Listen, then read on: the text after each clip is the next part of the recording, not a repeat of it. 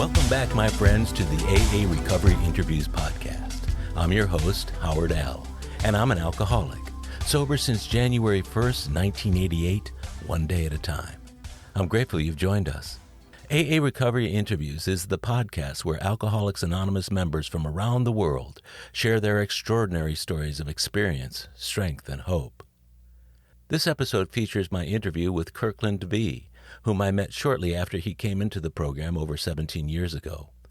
We attended some of the same men's meetings throughout the years, but as is often the case in a city the size of Houston, our meetings diverged, and we saw each other only occasionally. But earlier this year, Kirkland and I spent time together at a men's AA retreat and caught up with each other. As we revisited his story of early sobriety, it occurred to me that his first weeks and months of AA set a firm foundation for a strong program. Like many of us, Kirkland's family of origin was a difficult place to grow up. Alcoholism was rife and the cause of constant stress and chaos. Racked with fear and isolation, he inevitably turned to alcohol and marijuana for solace. It didn't take long for the disease of alcoholism to take hold and thrive. Kirkland's subsequent use and abuse of alcohol and grass throughout his high school and college years affected every area of his life. By the time he was in his mid-20s and early 30s, he was gradually losing his ability to be a functional alcoholic.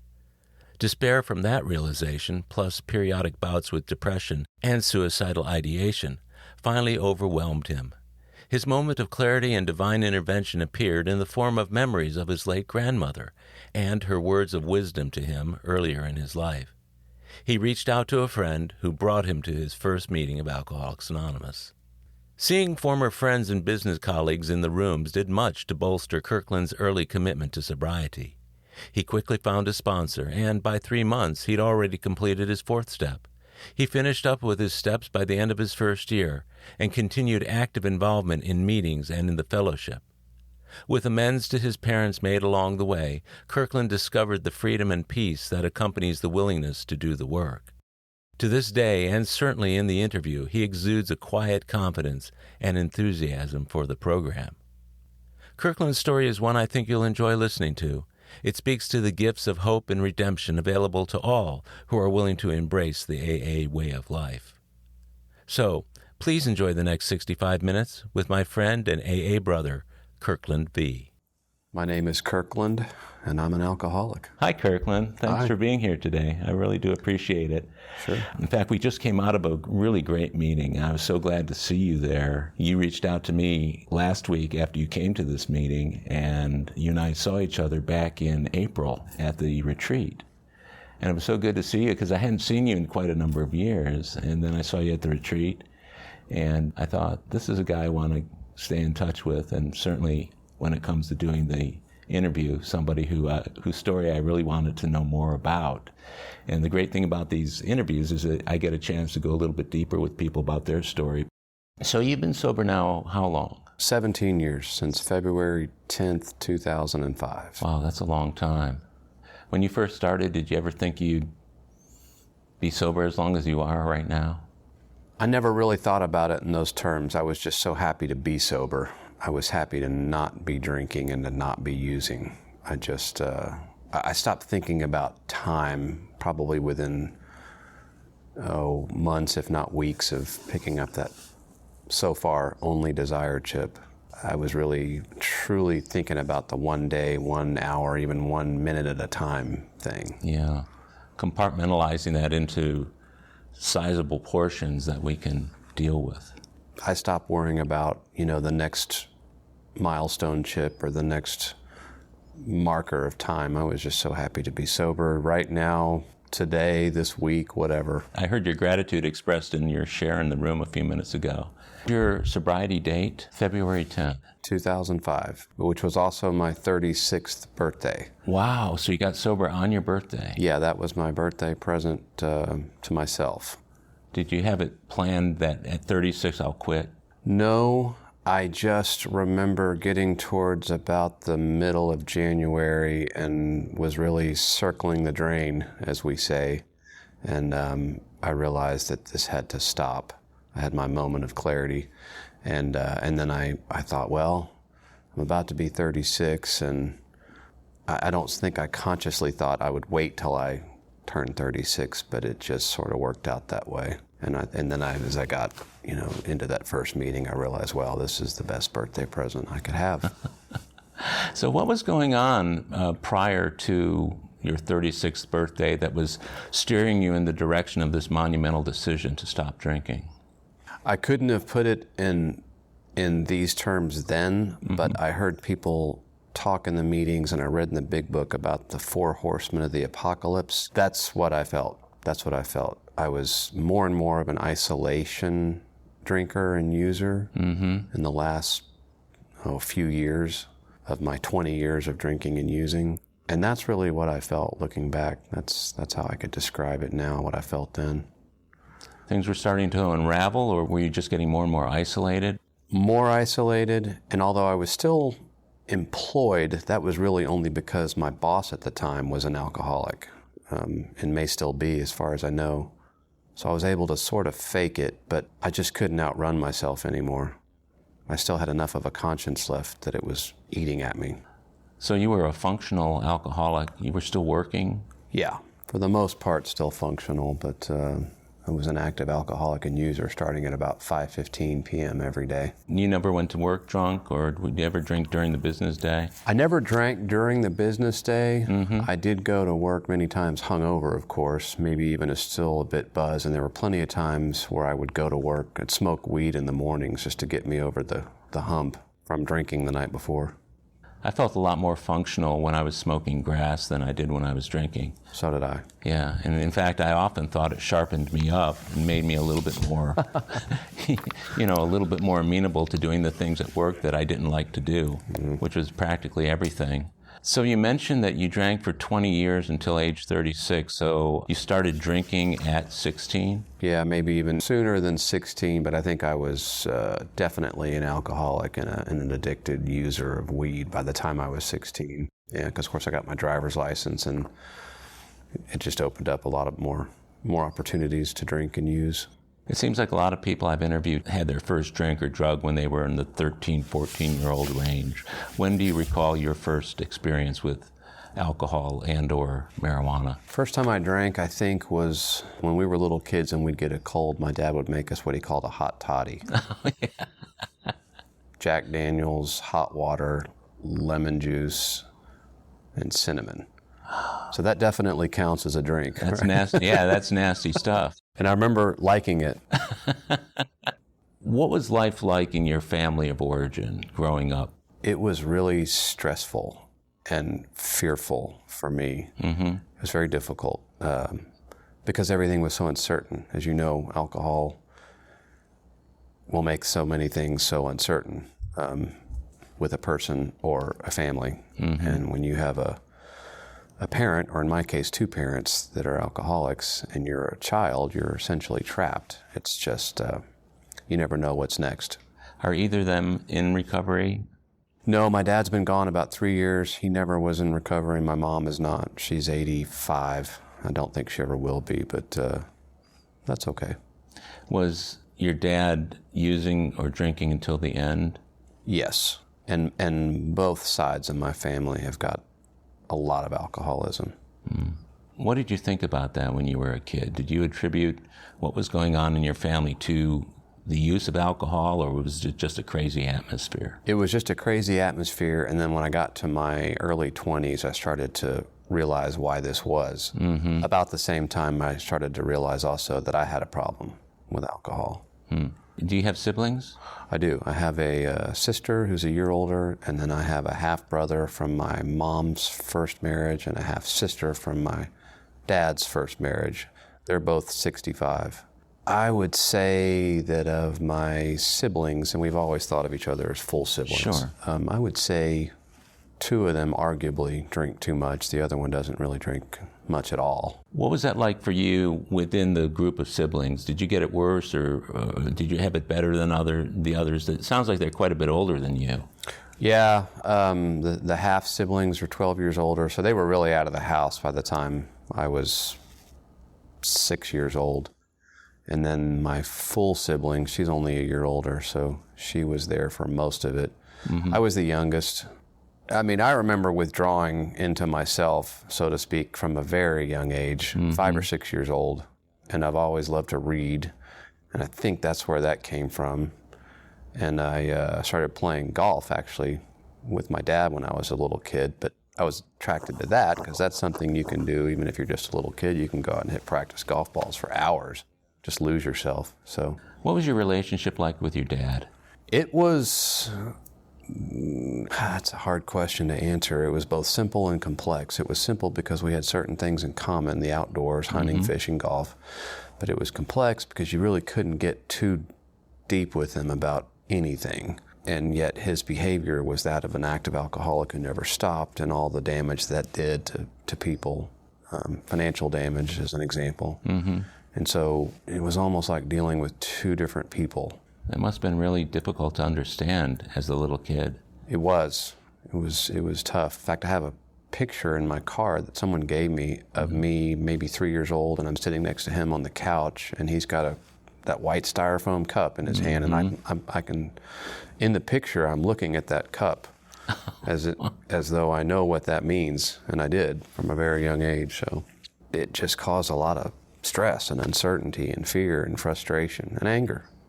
Yeah, the reason I asked about that confusion was because my dad never did anything with me. I mean, and whenever I hear guys talk about their fathers playing golf with them or going hunting or fishing or any of that kind of stuff, I've always had a little bit of a sense of envy, and I always wished that my dad would do something with me, but he never did, and it was frustrating in a lot of ways.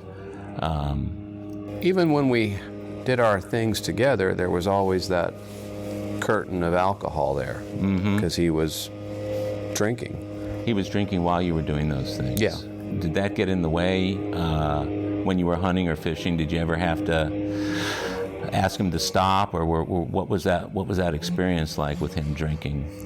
I never had to ask him to stop, but someone told me once, in fact, he was in our program, he told me that one day he was sitting at the country club. My dad and I came through on the way to go out and play golf, and my dad stopped at the bar to get a drink to go. And I don't remember this, I was too young. I was maybe 4 or 5.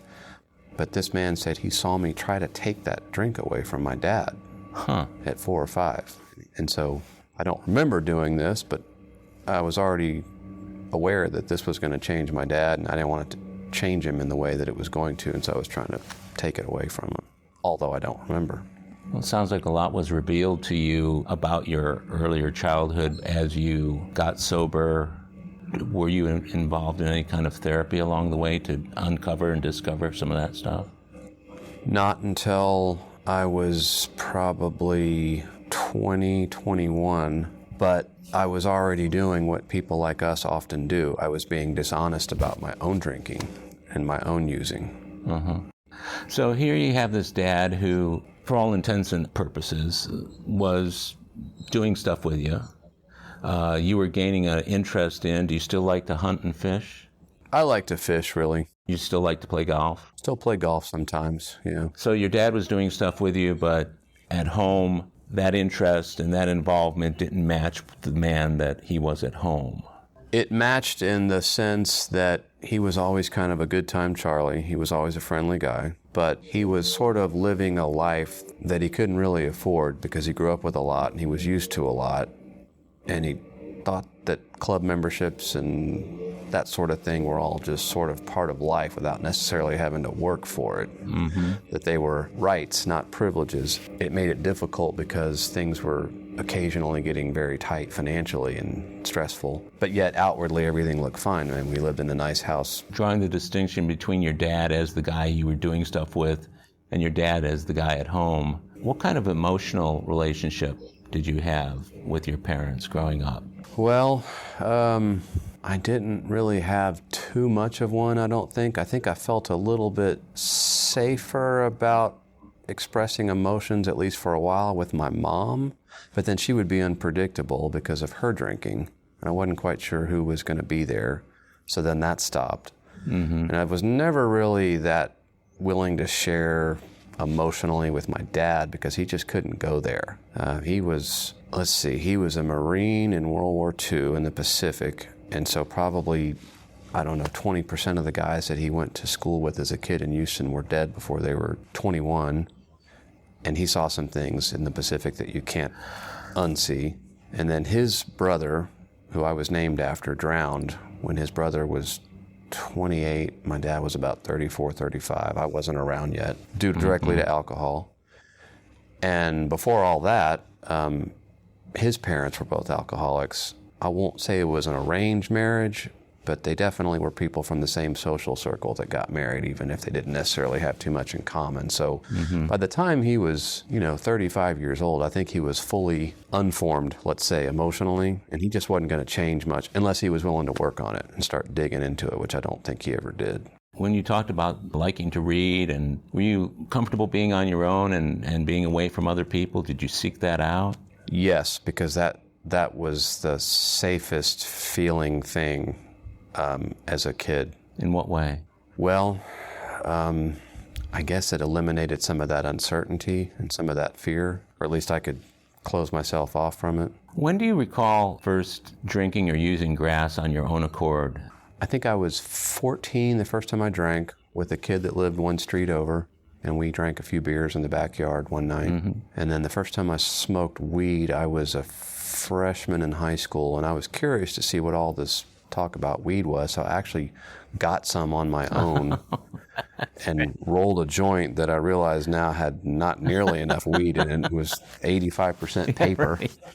Yeah, it didn't really do much. And then the second time I smoked it was with someone else who had a bong, and then it worked. What were your first experiences with the beer like? Did you get drunk? Did you get sick? Yeah, I got pretty buzzed. I don't think I got sick that first time, though. A little bit rough, but not sick. Now, one night, it was my very first high school party. I was a freshman in high school, and I went to a party, and I got so drunk that I stumbled out of the party, passed out in some lady's front yard. The cops came and picked me up, took me downtown, and then they took me to it's basically a juvenile hall. And my brother came and got me. By now, it's like 3 or 4 in the morning. And I'm 15, he's 27, and I'm thinking, I'm dead, my life's over, my parents are going to kill me. And he picked me up, and I said, I think Mom and Dad are going to kill me. He said, no, I wouldn't worry about it. They know you've been pretty scared by all this. I wouldn't worry too much. They could have charged me with public intoxication. I mean, clearly I was drunk and passed out, but I was a stupid 15-year-old kid. And I think they just realized, okay, it's just not worth the time, the paperwork. And what didn't happen was what was very telling. I didn't get in any sort of trouble. I think my mom said something like, how was your night last night? When I finally woke up the next day at noon, and I said, not so good. And that was it. Did you black out, or did you remember the night clearly? Mostly. I remember just before I stumbled out of the party. And then I remember when the lady who lived in the house, who was very nice, was trying to wake me up and asking me if she should call my parents. I think I said something like, no, I'll be fine. Just let me sleep in your front yard. And that's when she called the police, I guess, huh? I don't think she had a choice. Yeah. So when it comes to marijuana, what was your experience like with that? Well, like I said, that first time was nothing. Then the second time is when it really affected me, and I liked it because it took away some of that stress and that fear that I always seemed to feel. It just made me mellow. I pretty quickly fell in with a group of guys and some girls that liked to smoke. So and that was when you were a freshman in high school. How did that play out over your years in high school with the crowd that you were hanging with and your experience in high school when it came to academics or other things? I always enjoyed school, so I usually did pretty well. Now, where the booze and the weed especially affected me was that I never really was that interested in math and science. I am now, but I wasn't then. And so I sort of gave in. Looking back now, I realize I gave into the fear that, I can't do this. I'm not good enough. I'm not smart enough. I'm just going to concentrate on what I'm good at, which is reading and writing and I guess the liberal arts, so to speak. I think I had that kind of inferiority complex due, I'm sure, to the situation growing up in my house. Yeah. Because, when you're a little kid and your parents go away, so to speak, every day starting at 5 p.m., it must be your fault, right? There must be something wrong with you. And I think that's where all that sort of, I can't do what I'm not good at and what seems kind of scary, so I'm not even going to try, kind of thinking came from. In what ways did your parents try and encourage you along the way? Well, they saw that I had an aptitude for reading and writing and language, and they encouraged that. And they liked, I guess, that I liked to be outdoors, and they encouraged that. Yeah. But as far as the other subjects that I had trouble with, I mean, I could muddle through and get a C usually. They didn't really encourage me there. I don't think they were too worried about it. Yeah. And I sure wasn't going to bring it up, so. And my parents were not involved at all in my schoolwork unless there was something wrong, and I was always the class clown, so I got into trouble a lot, and that was the only interaction my parents had with the school, was coming to get me when I was in trouble. Yeah. It sounds to me like you were able to get through high school without too much trouble, huh? Yeah, I did all right. I mean, I look back now and realize what a shame. I could have been one of those, straight A students without really anything more than just a little bit of extra effort. Not even extra effort, just a little bit of effort. And I did well in college too. I mean, I think I had a B+ average, but it could easily have been an A. It was just that thinking, that fear, I'm not good enough, I'm not smart enough, I can't try this because I may fail, therefore I'm not going to try. So were you functioning while you were drinking and smoking in high school and then in college, or did you separate the two? I was mostly functioning. I was pretty good in high school and still okay in college about keeping the drinking and the smoking to the weekends. Mm-hmm. Now, when I was 31, I went back to school, to law school, and I was not good about keeping all that separate. I mean, I was 31 and allegedly a young adult, but I was acting like a fool. And I think the only reason I was able to graduate from law school is that I write well, and that helped a lot. But that was just sort of a wasted opportunity. Not wasted. I mean, I learned a lot, and my education there helps me in what I do now, and I got my degree. So, but I just look back now and I think I didn't really do right by myself at all. Yeah, I get that. I think that's the case for a lot of us alcoholics, is our great potential is never implemented nor realized along the way. What were the years like between, let's say, your latter years in college and the time that you went to law school? Sounds like about an 8 to 10 year period. Yeah, I was a teacher before I got into the oil business for 4 years, and my first teaching job was in Guadalajara, Mexico, teaching English at the University of Guadalajara. I was a good teacher there, but I could have been a better teacher because I was drinking and smoking a lot and hanging out, as we do, with the other people that drank and smoked a lot in Guadalajara. And then I moved back here and taught school for a couple of years and quickly fell in with the crowd that drank and partied a lot, as we do. We gravitate towards them. Mm-hmm. How did hanging with these people manifest itself down in Guadalajara and then when you were back here? It was funny. There's a cultural distinction in Mexico. It's okay to drink until it's coming out of your ears. But to smoke weed was, at least 25 years ago, seen as sort of a lower class thing. And it's interesting because here in the States, smoking weed is something actually a lot of upper middle to upper class people do. A lot of more educated people do it. What kind of consequences, if any, do you recall during the years that you were doing your drinking and your smoking with the groups either down in Mexico or back here? Well, I somehow did not ever have any legal criminal consequences. I never got into a wreck, which is amazing. Never hurt anybody. Mm-hmm.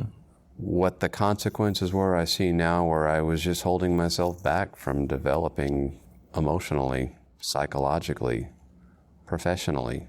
Where did you leave off? When did your development kind of stop in deference to the drugs and alcohol? Oh, well, that probably started back when I was a teenager, because I was starting to drink and use a lot by the time I was 16.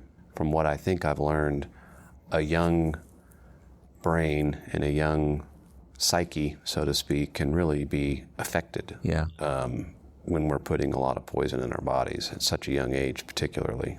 Yeah, because your wiring is still forming. That's right. In fact, different studies have shown that the human brain is still developing right up onto early 20s, 24, 26 sometimes. Yeah. So when we talk about our emotional and psychological development halting when we were drinking or whatever at a certain age. Oh, yeah. I think I was, as far as my neurological development, I think I was carrying around a 10-pound weight on my brain. I did some stupid, embarrassing things, but nothing that resulted in anybody being hurt, not physically hurt, not myself. Tell me about your relationships when you were in those years that you were actively drinking and smoking, your relationships with other people. Well, looking back, I realized that they were starting, again, pretty young, at 15, 16. They were more and more compartmentalized. Okay, I had my drinking and smoking friends, and then I had my friends that didn't drink or smoke, or at least not nearly as much as we did.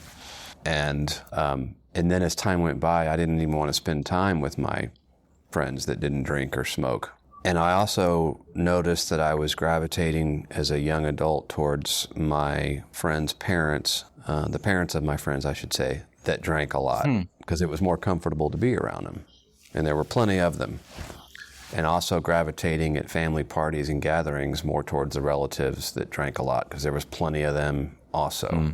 So if I'm answering the question right, basically my friend groups went from, I guess, more or less normal to more compartmentalized to then limited, basically either friends or relatives to people that drank a lot and or used.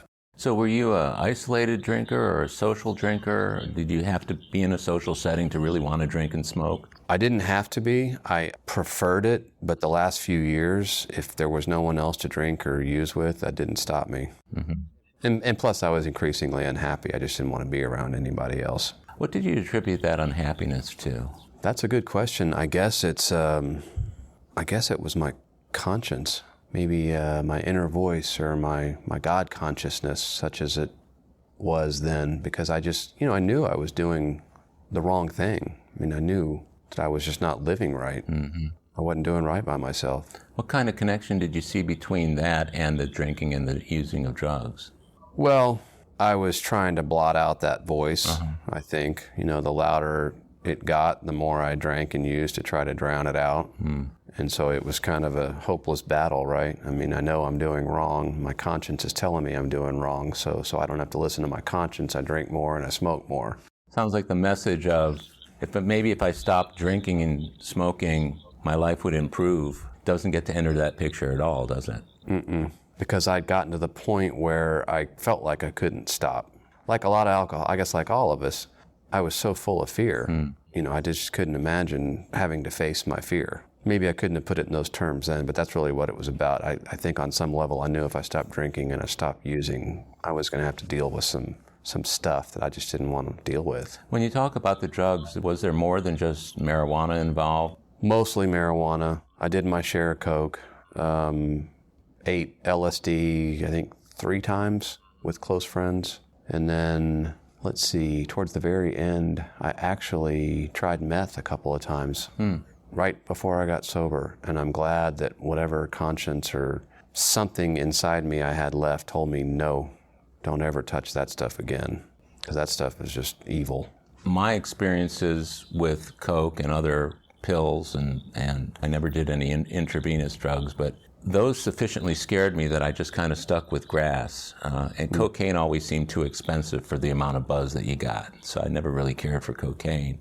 Yeah, I never stuck a needle in my arm, and coke was expensive, but I had friends that had plenty of money, and sometimes I'd have enough money to get some. But yeah, I agree, it wasn't really worth the return you got from it. Yeah, I remember once when I was there, later on it seemed kind of ridiculous, I was there to buy some grass from a guy with a couple of my friends, and he had just taken some, I think he had just shot up with something, and I remember us walking out thinking, gosh, what a loser, as we're there to buy drugs. Yeah, so. Isn't that something? So you didn't see any kind of real connection in there between your feelings of unhappiness and the using of the pot and the drinking? One thing I've learned about myself in sobriety is that I've tried to live a life which is impossible, of ignoring or avoiding pain. And that's just not the way I want to live. If I try to live my life in such a way that I'm avoiding unpleasantness and pain, then I'm also precluding myself from feeling great joy. Okay, I'm trying to make myself emotionally neutered, so to speak. Yeah, I get that. And I don't want that. Have you ever had any issues or problems with mental health issues like depression or anxiety or? Yes, depression starting when I was, I think, 20, 21. I had to drop out of school because I was just overwrought, depressed, exhausted, and went to a psychiatrist, but I lied to him and didn't tell him that I was drinking and smoking as much as I was. And then I got through that, and then it happened again in law school, and same thing. I was telling this psychiatrist part of the truth, but not the whole truth. And she gave me antidepressant pills, which I took for about, I want to say off and on for about 3 or 4 years. And then I started again about 10 or 11 years ago, took them for a couple of years, and then I said no more, and I think I got off of them 9 or 10 years ago, because I just realized that I was getting to that point where I was not up or down, emotionally neutered, and I didn't want that. That is the blessing and the curse of most antidepressants. I've been on, as my listeners will know, I've been on antidepressants for the better part of 30 years, and the blessing is that your lows are not as low. If the depression medication is working correctly, it brings up the lows, but it also dampens the highs. So times when I'm thinking to myself, I should be a little bit more elated or euphoric about this, I'm not. That's the antidepressant. And times when I'm thinking, God, I'd be feeling a lot worse if it weren't for it. So, it's kind of a balancing act along the way. But certainly when people are drinking, in addition to taking antidepressants, it's almost like they kind of cancel each other out. What was your experience using while on your antidepressants? What you just described, that first go around when I was taking them in law school, I was still drinking and using quite a bit. And then later, the second time I took them was starting around 2010, I guess. And at that point, I'd been sober for 5 years and took them for about 2 years. But that second go around is when I realized, okay, I'm keeping myself from the highs, but I think I can handle the lows when they happen, now that I know why I've had this depression to begin with, which in my case was the drinking and the using. I get that. So you got through your 20s. It sounds to me like nothing major bad happened during that time. What made you decide to go to law school? Because I've always liked history and politics, and that's pretty much what law is. It's a study of history.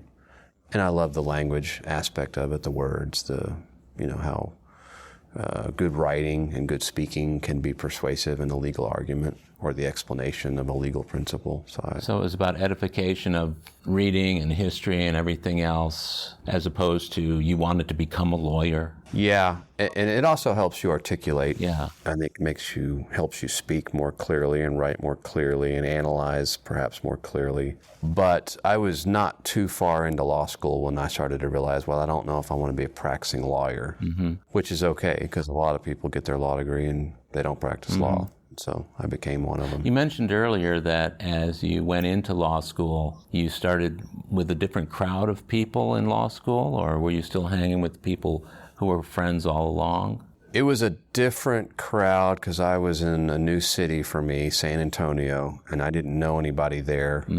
But as alcoholics and addicts do, I quickly found who the hard partiers were. So you found the hard partiers and began hard partying. I did. What did that look like, and for how many years did that continue? Well, law school was 3 years. I started there in the fall of 2000, so I was done in 2003, and then went on for another couple of years before I got sober in early 2005. What was going on in the last year or two of your drinking and using? Very little. I was living what I call a pretty pitiful fraction of a life. I was working in Hondo, Texas, which is an hour and a half west of San Antonio, and living in an even smaller town a little bit further west from there. And I think basically I just wanted to hide. I was telling myself and others I was trying out the small town life for a while. And maybe I was, but all I really did was I'd get off work and then go drink and use. So you didn't want to come back to Houston at that point? Not at that point, but then as I got towards the very end of my drinking, I realized I need to get back to Houston. I need to get back to family and friends and get out of that environment. That must have been a real tough environment to stay sober in. Yeah, it was just the only people I really knew were people like me, when I wasn't around them, I was just isolated. There just wasn't much to do out there. Weren't many people. Wasn't anything going on. Yeah, I was curious about that. What does partying like you did in the big city look like in a place like Hondo or even a smaller town? Oh man, people would start drinking beer at, 9 o'clock in the morning on weekends. Mm-hmm. Yeah. And I was doing a lot of title research from my boss during the day in the courthouse, the Medina County Courthouse, and got to be friends with the girl that was working for a title company. And what started out as us getting together to drink beer and smoke at night became us getting together at lunchtime to smoke. That last year of my drinking and using was more and more pitiful, really. We'll be right back. My friends, if you're enjoying my AA Recovery Interviews podcast, check out my latest audiobook, Alcoholics Anonymous, the story of how more than 100 men have recovered from alcoholism. This is the word-for-word, cover-to-cover reading of the first printing of the first edition of the Big Book, published in 1939. It's a relaxing and meaningful way to listen to the Big Book anytime, any place. Have a free listen at Audible, Amazon, or iTunes. While you're there, enhance your program with another audiobook I produced, Lost Stories of the Big Book, 30 original stories missing from the third and fourth editions of Alcoholics Anonymous. It's an engaging audiobook that brings these stories to life for AA members who've never seen them. These timeless testimonials were originally cut to make room for newer stories in the third and fourth editions.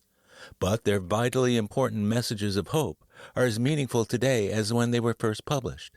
Many listeners will hear these stories for the very first time.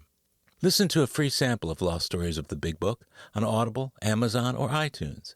It's also available as a Kindle book or in paperback from Amazon if you'd like to read along. You're gonna love it. And we're back.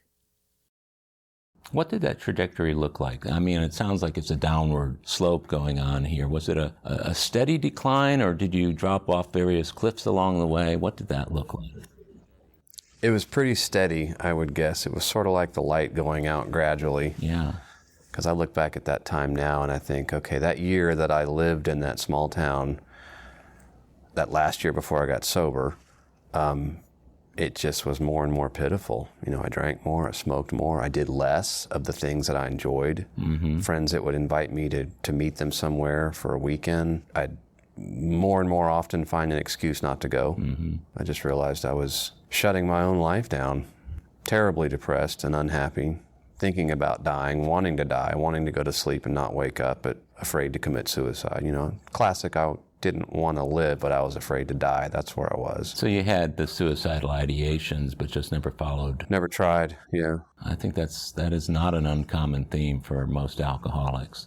So all this is going on while you're out there, you're isolated. The drinking and the grass and whatever else you were doing wasn't doing its job anymore for you? Not anymore. I mean, I realized it wasn't fixing me. It had never fixed me, but I needed it now because I was a true alcoholic. When did you first admit that to yourself? My 21st birthday. I had dinner with my parents here in town, and then I was driving down to Galveston to meet some friends at someone's beach house, and I was maybe halfway down to Galveston looking forward to stopping at a convenience store on the seawall and being able to legally buy beer.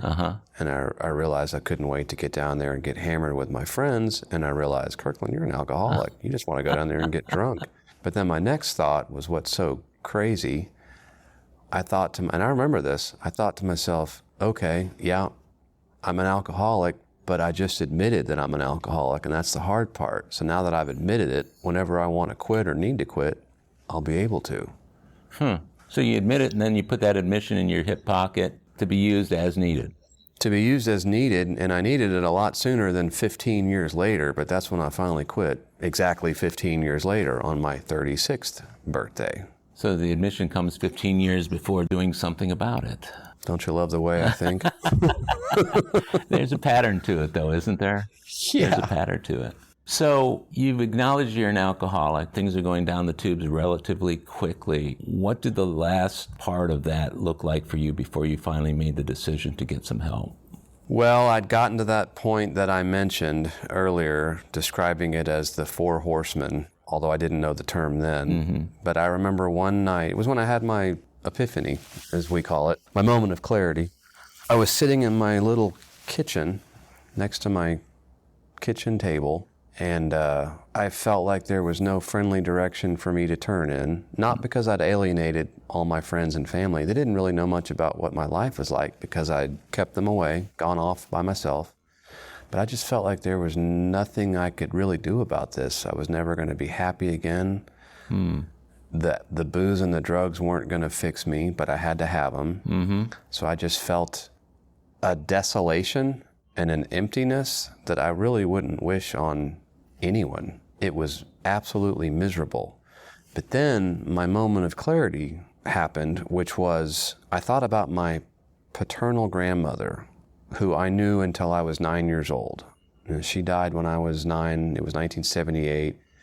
She was sickly and bedridden for about the last year or two of her life. So I only knew her as a walking, talking person up until about 7 years of age. And then she became this scary old bedridden person. But I remember in high school finding in the attic all of her old books. And by then I'd really fallen in love with history and politics and literature and poetry and all that. And I realized we would have had a lot to talk about, she and I. We had a lot in common. Anyway, that night I was sitting in my little kitchen and I had my moment of clarity. I started to think about her, and I got this strange feeling that wherever she was, having been gone for 30 years at that point, she was looking at me and she was furious, like white hot angry. And she would have told me, you are wasting your time and your life and your gifts, and you're just wasting your life. And I realized this has got to stop. What a revelation. Yeah. And I wish I could say that I went and, poured out all the beer and flushed all the weed that night. I didn't, but I knew that was it. It was ending soon. This was about mid-January. In the next few days, I went to my boss and said, look, I'm sorry, this is just not working out. I've been here a year. It's just not my thing. I got to move back to town. I didn't tell him why. I said, I got to move back to Houston and be closer to family. And it was February 10th, a few weeks after that I picked up that desire chip. But that was my moment of clarity. I thought about my grandmother, of all things. That's amazing. Somewhere along the way, perhaps that was like a spiritual awakening or a spiritual turning point. To what extent did God enter that equation? I think it was. I think that was a message from God, from my higher power, sent through a memory, if you will, of a relative with whom I would have had a lot to talk about, would have had a lot in common with. There was something about thinking about her, imagining her being so angry with me, that got my attention. I don't know if it would have worked if someone would have come up to me and said, you need to get God in your life or a spiritual solution to your problems. Had you thought about her much before that time? No. So this thing came out of left field. It did. I hadn't really thought about her since I had been in high school and was looking through her books that day. That was a really cool moment of clarity. So there was some time between that moment of clarity and February 10th. How did you end up in AA? I was working, and this is no coincidence, for a land title research company, and they sent me to work in an office out in Richmond, Rosenberg, I should say. And there were 5 people working in that office, and 3 of the 5 were in AA when I got out there. And that was no coincidence. And after I got sober, it was 4 out of 5 of us were in AA.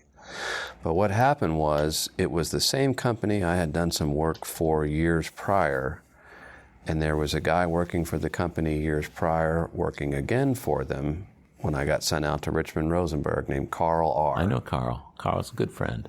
And he was in there, and one day we were all leaving the office for lunch, going out to our cars, and I looked over at Carl, and I said, because I'd heard him talking about this years before on the phone, I said, Carl, do you still go to those AA classes or whatever those things are? And he laughed kind of like you are, and he said, let's go have lunch. Wow. So we did. And he suggested I go to the Wednesday 6:30 men's meeting, which is where I picked up my Desire chip. Wow. You've been a regular there since then, haven't you?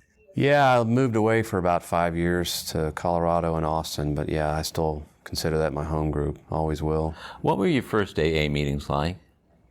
Oh my gosh, they were so freeing. I felt like I had the chains cut off. Because I went to that first meeting and they said, is this anybody's first meeting? And I, raised my hand and people started talking about their experience, strength, and hope. Mm-hmm. And it was 20 minutes into that first meeting and I realized I'm not alone anymore. These are my people. Because for me, alcoholism was a disease of isolation, not just actual isolation, but even when there were thousands of people around, I just felt so alone. So that was so liberating, so freeing, such a relief. I'll bet, especially being able to come in with a guy like Carl. With Carl, and then that first meeting I walked in and Kirby was there. And I'd done plenty of partying with Kirby, and I hadn't seen him in a while. So these were guys that you partied with at one time. Yeah, with Kirby, not with Carl. Carl I just worked with, but Kirby, definitely. And it was kind of reassuring to see him in that first meeting. I'll bet. Because I said, how long have you been doing this? And he said, at that point, I think it had been like 7 or 8 years. And he said, what about you? And I said, this is my first meeting. What did you think about the whole concept of AA? I mean, you're a bright guy. What did you think about the big book and about the steps and all that kind of stuff? I guess I took to it right away. I mean, I was happy that there was a big book, because if it's in a book, that's a good start for me. I love to read. That's great. But I also like that, I didn't know it early on, but I really like that each of the steps has a principle behind it. Usually one word, sometimes two, but that makes it even simpler. Mm-hmm. So I really liked that. And I love the stories too. I love the stories in the back of the big book. So I took to it right away. I didn't really have any trouble with, wanting to read the big book or the steps or talking about it or going to meetings. I was ready. As Carl said, I was really, really low-hanging fruit. And good for him. I'm sure that bringing you in was just another one of those great things that helps us stay sober, is to be of service to others and help them find sobriety, and certainly the same for Kirby. How about sponsorship? Did you get a sponsor right away? I did. He kept wanting me to move into a halfway house, and I didn't want to do that. I had a job, and I just didn't want to move into a halfway house, and so I wasn't very brave about it. I said, I have to resign as your sponsee. I couldn't bring myself to say, I don't want to work with you. I just said, I need to work with somebody else, which he kind of laughed about. We still laugh about it. And then I found another sponsor, and my first experience was fine. I mean, like I said, I was so ready. I was willing to do what I needed to do. Now, today's meeting was about the 4th step, and writing that first 4th step and doing the first 5th step were not that fun, but I knew I needed to do it, and I was so happy that I did. How long had you been in the program by the first 4th step? Not too long. I mean, I'm pretty sure it was no later than maybe mid-March or April. I mean, I hadn't been in for more than a month or so by the time I got to that 4th and 5th step. How'd you feel when you were done with it? Free. Did you feel like you'd gotten everything? Yeah. And what's it been like since? Have you had to do additional 4th steps along the way? I have, but they haven't been that long. It's still uncomfortable, like I mentioned in the meeting, for me to look at that final column, what's my part? But that's okay. For me, discomfort usually equals some recovery. Yeah. When you look back at your first year, it sounds to me, if you were doing your 4th step by the 2nd month in, completing the rest of the steps, how long did that take, and at what point did you feel like you might be ready to sponsor other people? Let me think about this. Yeah, I did my 4th and 5th step a month or so in, and I'm pretty sure I was done with the steps the first time after, 6 or 7 months. I mean, we weren't speeding through it, but we were pretty regular. I mean, he was giving me assignments to read, and I read them, and we'd get together and talk about it in person or on the phone. And I wanted it. Yeah, and you were going to a lot of meetings at that time?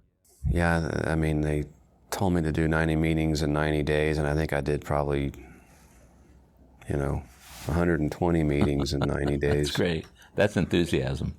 Yeah, it was, or Desperation. Yeah, you're right about that. So I think the first time I tried to sponsor someone, I'd been sober for a little more than a year. What was that experience like? Not to be flippant, it was sobering because he was a very mixed up person, as I was. And the last time I heard from him, he said he'd slit his wrist, and I don't know if he'd done it or not. And I didn't know what to do. I said, wrap something around your wrist, anything, shirt, a rag, a sock, something. And I was going to try to get him somewhere or pick him up or meet him, whatever. But he got off the phone. I never heard back from him. Never seen him again? Mm-mm. I can't even remember his name. I've tried to think about that.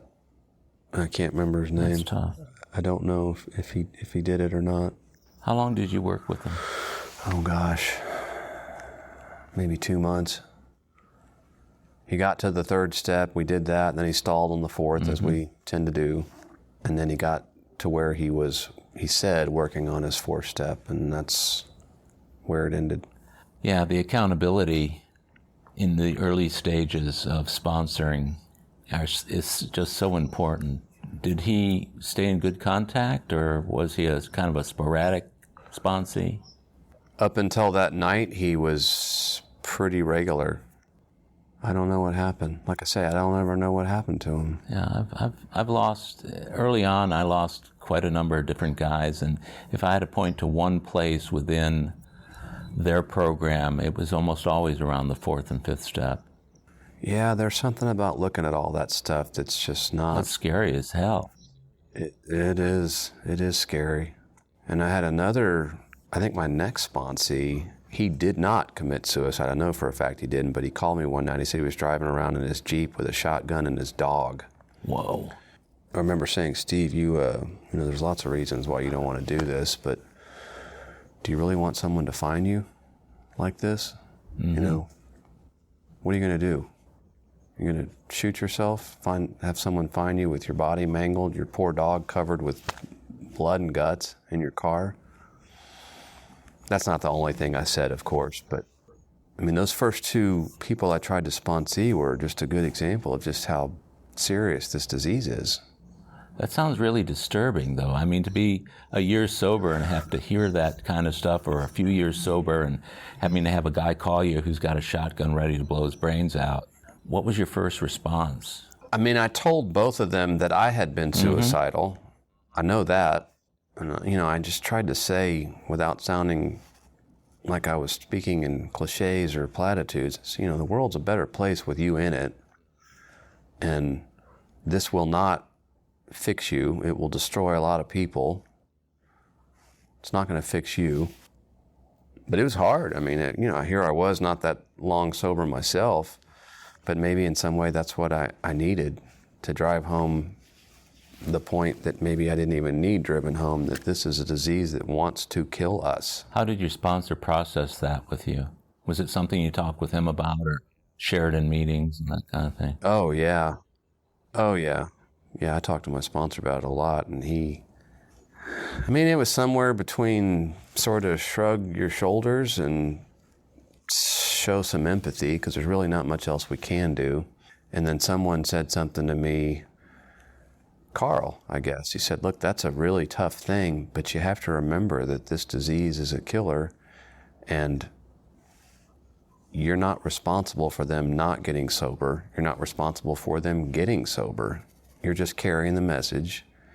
And if someone's in that bad a place, you're not responsible for that either. Don't beat yourself up for it. All we can do is take it as a reminder to keep working a program ourselves. And of course, to be available to help if they want it. Yeah, and being able to acknowledge the fact that we sponsor other people to keep ourselves sober and to teach them how to sponsor other people. But it's hard not to want to get involved. In my case, feeling like I was responsible for other people's actions a lot of my life, to just see somebody who's going down the tubes and not want to reach out and grab them, but you know that if you grab them, they're going to pull you down with them. That was hard for me, especially. I understand what you're saying because of where and how I grew up. So yeah, you do want to reach out and feel what they're feeling, so to speak. You want to rescue them, but you're right, they will pull you down. So tell me about some of the success stories amongst your guys you've sponsored and work that you've done over the years in AA.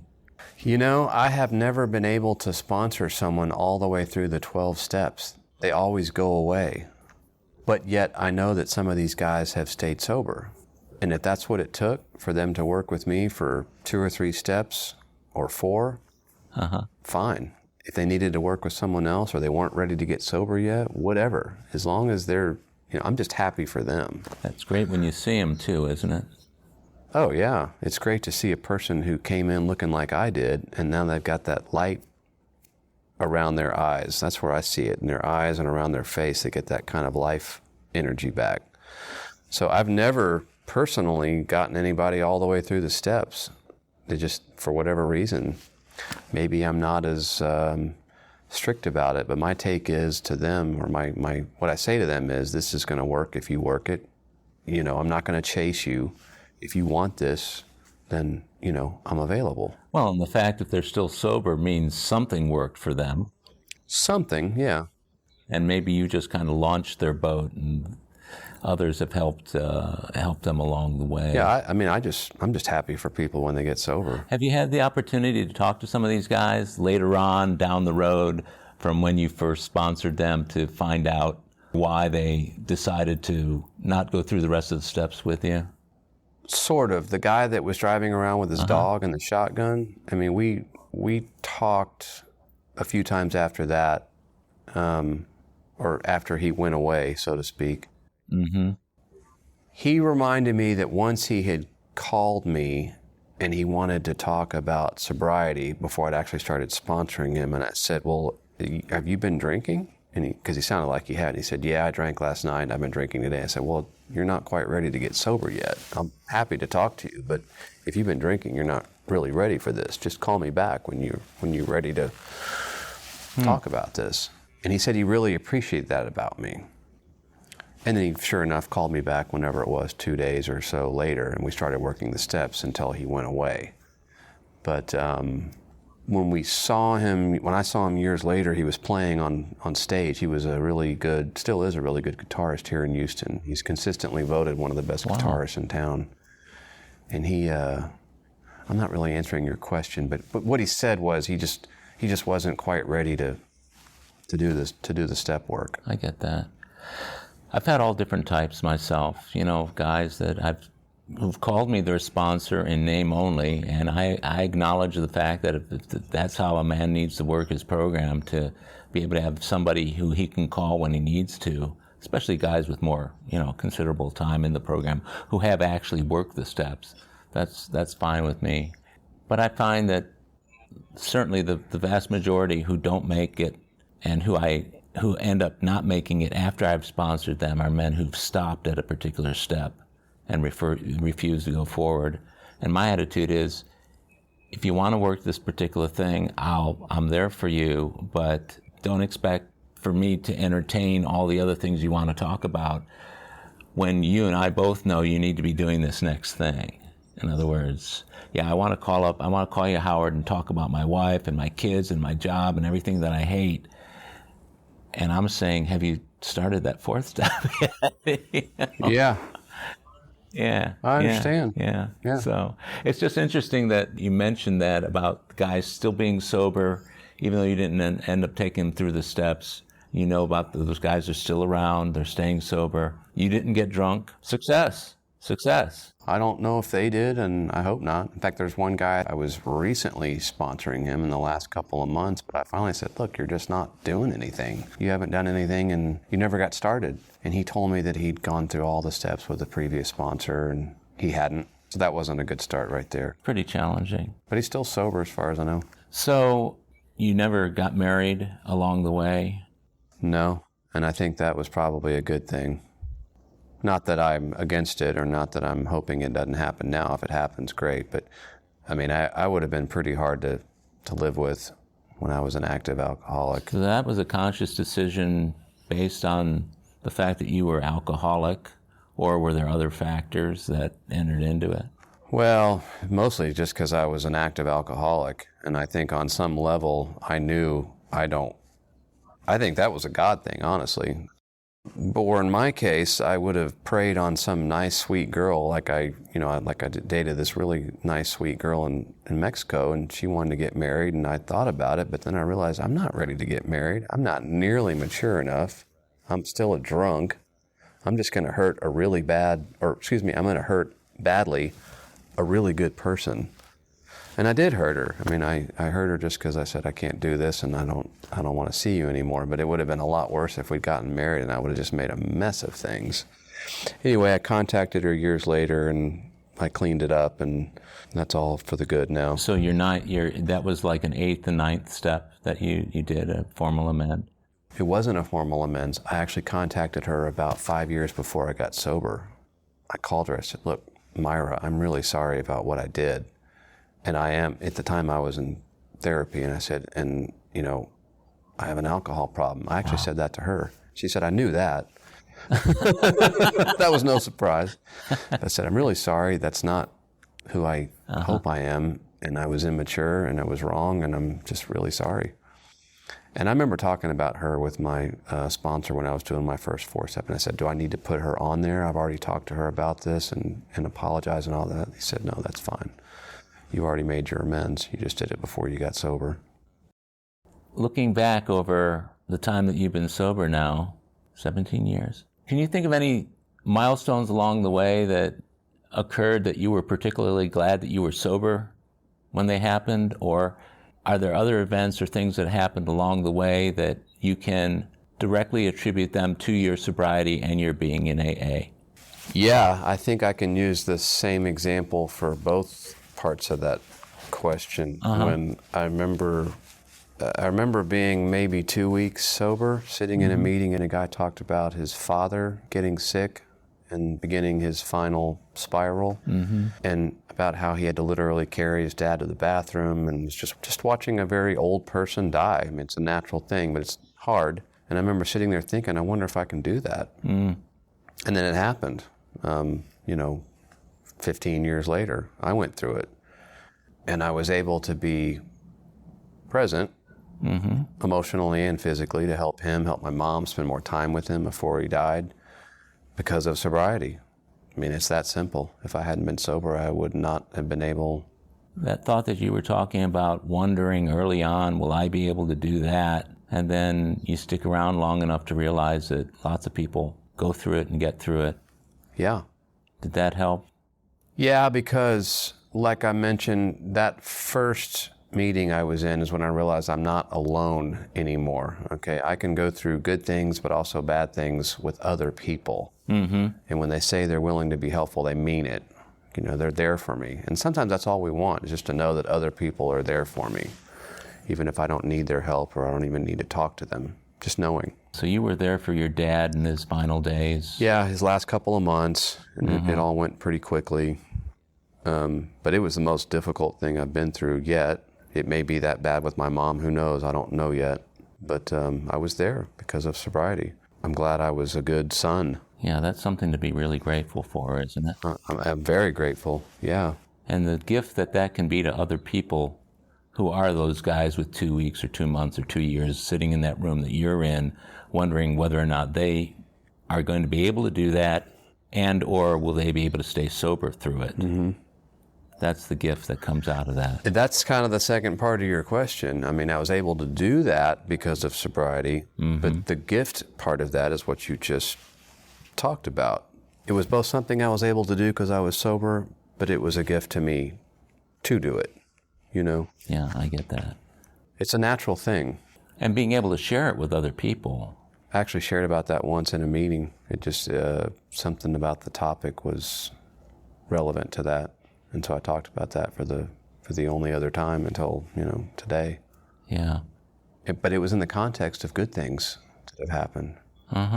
Because how terrible would I feel about myself if I had still been drinking and using and not only not been able to help and to spend my last opportunities to spend time with him. Mm-hmm. I mean, how bad would I feel now, looking back and going, what were you doing? Shut up in your apartment while he was, 15 minutes away? Isn't that something? So there's the God moments that occurred in your life. Yeah. Looking at your spiritual life today, compared to earlier in sobriety, have you seen a difference over the years? Or what's that look like, your spiritual sense of self? Yes. In fact, this morning I was thinking about that. I have my prayer and meditation time every morning. Mm-hmm. And I can't remember the specific words in the 24-hour book, but it just reminded me that I don't need to give in to fear and despondency, I think, and anger were the words, because I just really feel like whatever happens to me, it's supposed to happen. Right. I may not like it, mm-hmm. but it always turns out to be for the best. May not, as we say, been what I wanted, but it turned out to be what I needed. I don't need to worry so much anymore about whether I'm going to be okay or things are going to be okay, because really they already are. It's almost like that heat mirage you see on the highway when you're going down the road. A little shimmering. Yeah, you never quite get there, but I feel like I'm getting to that point where I'm truly not going to worry about anything anymore and truly get from my head to my heart this notion that everything's okay. That's big. Everything that's happening is supposed to, everything that wasn't supposed to.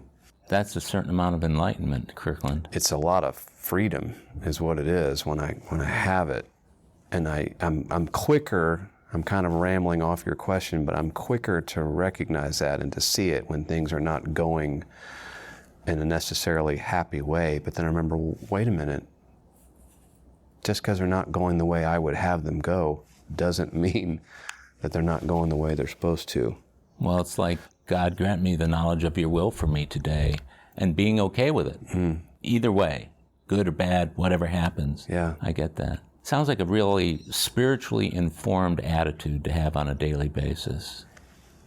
I seem to have it, thanks to my higher power, more and more. No, I still forget it. I'm a human being and a drunk, but it seems like I'm in that place more often than I'm not. And I sure am grateful. Well, I'm grateful too. I'm grateful for you. I'm grateful for us being able to reconnect. I've just really enjoyed this conversation. It's been very, very cool. Me too. Thank you. And I think this podcast is being listened to by a lot of different people in a lot of different places and of different frames of mind and different amounts of sobriety and that sort of thing. And I've yet to have one interview that hasn't touched somebody somewhere. Not that I'll ever know, but my attitude is if one person can be helped, then it's all worthwhile. And I'm looking forward to expanding our friendship that we've kind of had on the periphery over the years, but seeing you at that retreat was really cool. And I'm planning to go back and hoping you are too. It'd be kind of cool to spend some time with you again. Yeah. Well, thank you for doing this. Well, thank you. And I appreciate it. I love you. And you're a good man and somebody whose sobriety I really respect. And now I know why I respect it. Well, thank you. Everything you've said today. I love you too, and I'm glad to know you. Thanks again. You're welcome. Thank you. Well, my friends, that's a wrap for this episode of AA Recovery Interviews. I want to thank my guest Kirkland for sharing his story, and thank you for tuning in. If you enjoyed AA Recovery Interviews, will you please tell others how to listen to it? And please leave a rating or review for the show on your podcast app. That'll help others find us. As the number of worldwide listeners grows, this podcast will be of greater help to more and more people. Or visit our website, aarecoveryinterviews.com, to hear every show, share your comments, and also contact us. If you want to email me directly, it's howard@aarecoveryinterviews.com. By the way, this podcast strictly adheres to AA's 12 traditions and all General Service Office guidelines for safeguarding anonymity online. I pay all production costs, and no one receives financial gain from the show. AA Recovery Interviews and my guests do not speak for or represent AA at large. This podcast is simply my way of giving back to AA that which has been so freely given to me. The next episode of AA Recovery Interviews is on the way, so keep coming back. It'll be here soon.